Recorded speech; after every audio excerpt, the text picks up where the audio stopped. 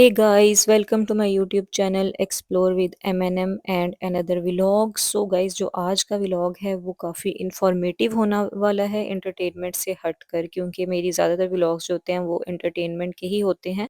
लेकिन ये vlog specially उन लोगों के लिए है जो कि जर्मन आने की प्लानिंग कर रहे हैं, उनका वीज़ा इन प्रोसेस है और उनका वीज़ा लगने वाला है या वो जर्मन आ चुके हैं। ये सब लोगों के लिए बहुत इंफॉर्मेटिव वीडियो है कि अगर आप जर्मन आते हैं पाकिस्तान से या किसी भी कंट्री से, तो उसके बाद आपके कौन से मेन स्टेप हैं जो आपने लेने हैं। पहला जो स्टेप है वो ये है कि आपने पाकिस्तान से जर्मनी कैसे आना है, तो वो उसके डिफरेंट वेज़ हैं, डिफरेंट वीज़ाज़ हैं। जैसे मैं आई थी फैमिली रियूनियन वीज़ा पर, मैंने अप्लाई किया था तकरीबन 2.5 इयर्स पहले अपॉइंटमेंट के लिए। जब मेरी अपॉइंटमेंट आई तो मैंने सब डॉक्यूमेंट्स रेडी किए हुए थे और लैंग्वेज मैंने जो की थी पाकिस्तान से वो था A1 language level. And language का मैं आपको बताती चलूँ कि जर्मन लैंग्वेज के 6 लेवल्स होते हैं, A1, A2, B1, B2, C1, C2।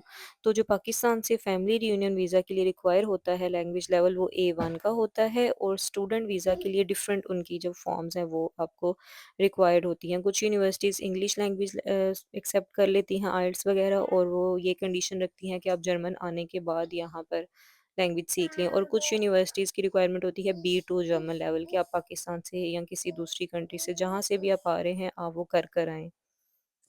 And बाकी जो फैमिली यूनियन वीज़ा के लिए डॉक्यूमेंट्स थे वो बहुत ईज़ी थे। वो आपने एक फ़ाइल बनानी होती है, अपॉइंटमेंट डे पे आपने उन सबको लेकर जाना होता है डॉक्यूमेंट्स को, और एक छोटा-सा इंटरव्यू होता है। उसके बाद आपका मेरा वीज़ा तकरीबन 2 वीक में आ गया था।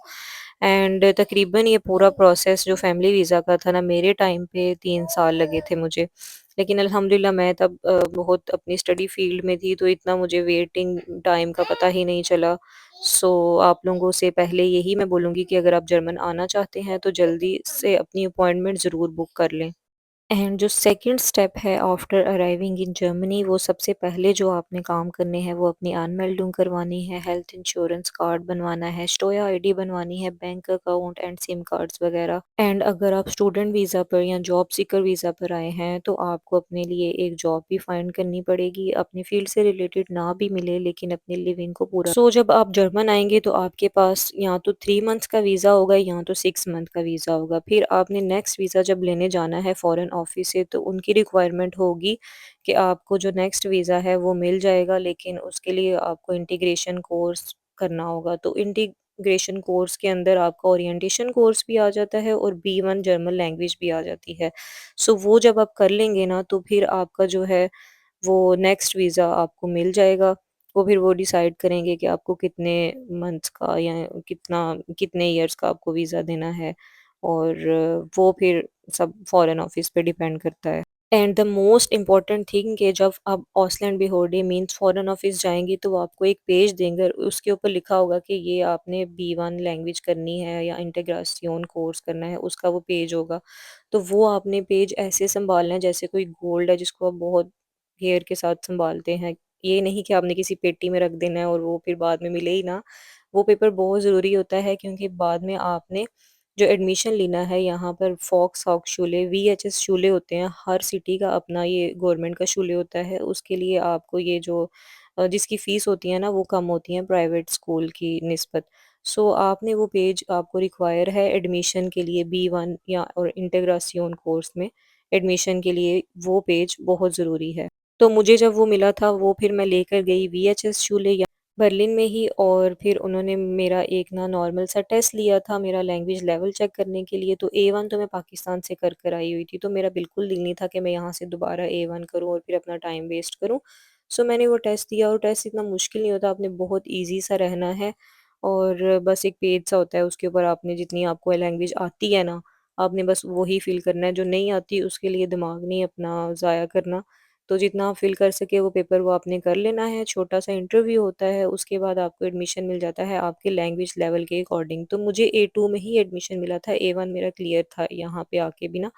A2 से मैंने स्टार्ट किया, और ये जो मेरी क्लासेस थी वो 2 मंथ्स A2 में लगे, 2 मंथ्स B1 में लगे, 1 मंथ मेरा ओरिएंटेशन कोर्स की एक क्लास होती है, उसमें सोशल स्टडी जो जैसे हमारी पाकिस्तान स्टडी होती है ना, वही ये जर्मन की सारी हिस्ट्री, वॉर वगैरह कैसे हुई, सब कुछ वो आपको ना पढ़ाते हैं। उसके बाद एक आपका पेपर होता है, वो आपने देना होता है। एंड B1 करने के बाद आपका जो है वो वीज़ा तो सिक्योर हो जाता है, लेकिन आपको एक अच्छी जॉब के लिए एक अपनी professional communication, health care profession जो मेनली होते हैं, उनको B2 इवन कि C1 भी रिक्वायर होता है। तो B2 उसके बाद मेरे हिसाब से बहुत ज़्यादा इम्पोर्टेंट है। एंड ये सब जो लैंग्वेज लेवल्स हैं वो आपके मतलब जब आप स्टार्ट कर लेते हैं ना, तो आपको कोई भी चीज़ मुश्किल नहीं लगती। जर्मन इतनी भी मुश्किल लैंग्वेज नहीं है जितनी कि समझी जाती है। एंड तकरीबन मेरे ये सारे लैंग्वेजेस कोर्स में मुझे लगा था 1 साल, दरमियान में ब्रेक भी आया था तो एंड ये आप देख सकते हैं मेरा B1 का result. And B2 language course करने में मुझे तो 2 मंथ लगे थे और आपको फिर वो अलहदा-अलहदा हिसाब से सब बंदों को टाइम लगता है, लेकिन मेरे लिहाज से एक स्टूडेंट के लिए ये करना इतना मुश्किल नहीं होता। एंड ये है मेरा इंटीग्रेशन कोर्स और लेबन्स इन डॉइचलैंड का सर्टिफिकेट। ये मुझे अब जब मैंने नेक्स्ट वीज़ा लेने जाना है तो मुझे ये रिक्वायर्ड थे, वो मैंने कर लिए हैं। मेरे पास 3 इयर्स का टाइम था और उन्हीं 3 इयर्स के अंदर मुझे ये कोर्सेज़ वगैरह कंप्लीट करने थे और मेरे पास अभी 1 साल है जब नेक्स्ट वीज़ा मैंने लेने जाना है। एंड एज़ यू नो कि कुछ लोगों को आप में से पता भी होगा कि I am a pharmacist by profession, तो मेरी जो असल रेस है ना वो यहाँ से स्टार्ट होती है। लैंग्वेजेज़ तो गुज़र गई, वो कोर्स तो सब कर लिए। लेकिन जो मेन प्रोसेस है ना मेरा वो अब यहाँ से स्टार्ट होता है। एंड इवन कि कोई भी हेल्थ केयर प्रोफेशन मेनली जो हमारा जी डेंटिस्ट, फार्मासिस्ट, फिजियोथेरेपिस्ट और जो डॉक्टर्स एंड जो एमआईडी वगैरह जितने भी टेक्नोलॉजी वगैरह वाली फील्ड है ना, उन सब ने ये लैंग्वेज करनी ही करनी है B2 लेवल, इवन कि C1 लेवल भी रिक्वायर है कुछ प्रोफेशंस में। सो लैंग्वेज करने के बाद B2 लेवल करने के बाद आप अपना जो रिकॉग्नाइजेशन प्रोसेस है जर्मनी में एज अ फार्मासिस्ट का वो स्टार्ट कर सकते हैं। उसके लिए आपने डॉक्यूमेंट सारे प्रिपेयर करने हैं। लागेज़ो यहाँ पर एक एक इदारा है जो कि सारा ये हेल्थ केयर प्रोफेशन के साथ डील करता है। उनकी वेबसाइट पे सारे डॉक्यूमेंट्स जो आपको रिक्वायर हैं वो लिखे हुए हैं और एक फ़ाइल में आपको वो रेडी करके उनको पोस्ट करने होते हैं। जब आप अपने सारे डॉक्यूमेंट्स रेडी करके लगेजों में भेजते हैं तो फिर जो आपको वेट करना पड़ता है वो तकरीबन 3 मंथ्स का, 4 मंथ्स का, कुछ केसेस में ज़्यादा, वो बहुत ज़्यादा आपको ना पेशेंस के साथ वेट करना पड़ेगा क्योंकि बहुत ज़्यादा उनके पास केसेस होते हैं और जब आपके डॉक्यूमेंट्स अप्रूव हो जाएँ तो फिर वो एक आपको वो सेंड करते हैं पोस्ट जिसके ऊपर लिखा होता है कि अब आपने एफएसपी प्रूफों मीन्स के जो मेडिकल लैंग्वेज की जो टर्मिनोलॉजीज़ होती हैं ना वो आपने उसका प्रूफों मीन्स एग्ज़ाम आपने देना है और वो पास करना है। और ये एग्ज़ाम भी इतना मुश्किल नहीं होता, जो मेन थोड़ा-सा जो आपको इश्यू कर सकता है वो मैंने भी अभी नहीं दिया। तो वो जो मैंने सुना है वो है स्टेट एग्ज़ाम जो आपका टू लॉ का जो होता है ना एग्ज़ाम, उसमें थोड़ा-सा होगा डिफ़िकल्टी, लेकिन लेट्स सी देखते हैं। सो ये सब प्रोसेस करने के बाद आप जब ये दोनों पेपर भी पास कर लेते हैं अपने फ़ील्ड में, तो आई थिंक ये सबको ही देना पड़ता है एग्ज़ाम हेल्थ के प्रोफ़ेशन में ना। तो जो अगर आप ये दोनों एग्ज़ाम पास कर लेते हैं तो फिर आप जर्मन रजिस्टर्ड फार्मासिस्ट या जर्मन रजिस्टर्ड डॉक्टर या जर्मन रजिस्टर्ड डेंटिस्ट वो हो जाते हैं और आप यूरोप में किसी भी कंट्री में उस लाइसेंस के साथ आप अपना काम कर सकते हैं, जॉब वग़ैरह कहाँ कहीं भी फाइंड कर सकते हैं। एंड यहाँ एक इम्पॉर्टेंट बात ये भी है कि जब आप अपना एफएसपी जो पहला एग्ज़ाम है वो जब पास कर लेते हैं तो आपके पास 2 इयर्स का टाइम होता है। आप किसी भी फार्मासिस्ट के अंदर जॉब कर सकते हैं। आपको फार्मेसी में जॉब एज़ अ फार्मासिस्ट मिल जाती है, लेकिन अंडर किसी की सुपरविज़न ही आप जॉब कर सकते हैं। लेकिन जब आप सेकंड एग्ज़ाम पास करते हैं तो आप एक ऑफ़िशियल सीनियर फार्मासिस्ट के तौर पर आपको लाइसेंस मिलता है और आप किसी भी फार्मेसी में as a senior pharmacist job करेंगे। सो लागेज़ो का एक बहुत डिटेल्ड प्रोसेस है, इस पे मैं आपके लिए एक अलहदा सी वीडियो बना दूँगी, लेकिन जो मेन डॉक्यूमेंट्स आपको रिक्वायर हैं अपनी कंट्री से, जैसे मैं पाकिस्तान से हूँ तो मुझे pharmacy degree, transcript, good standing certificate, passport, birth certificate, marriage certificate इसलिए चाहिए जब आपने अगर अपना नेम चेंज करवा लिया है आईडी कार्ड पे भी, वैसे तो नहीं ज़रूरत होती। And the most important thing कि जर्मन ट्रांसलेशन आपने करवानी होती है अपनी सब डिग्रीज़ की, उसके अलावा आपके डॉक्यूमेंट्स एक्सेप्ट नहीं होंगे, चाहे वो इंग्लिश में भी हो जाएँ।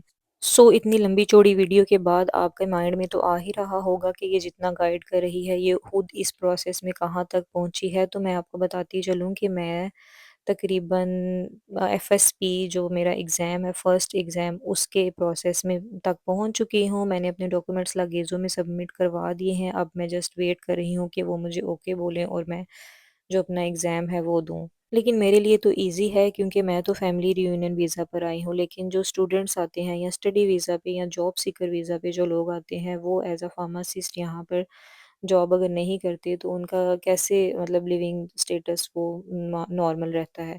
तो उसके लिए आपका ये है कि आप ना जॉब कर सकते हैं किसी भी फार्मेसी में, लेकिन बैक ऑफ़िस में पेपर वर्क वग़ैरह या डॉक्यूमेंट्स आप पर्सनली जाके उनसे बात करें कि आप फार्मासिस्ट हैं और आपका प्रोसेस चल रहा है। तो वो आपको कंसीडर कर सकते हैं, उसमें जो आपकी पे होगी वो मतलब इतनी कम भी नहीं होगी और इतनी ज़्यादा भी नहीं होगी, जो एक फार्मासिस्ट की होती है, लेकिन इससे आपका एक्सपीरियंस काफ़ी अच्छा हो जाएगा।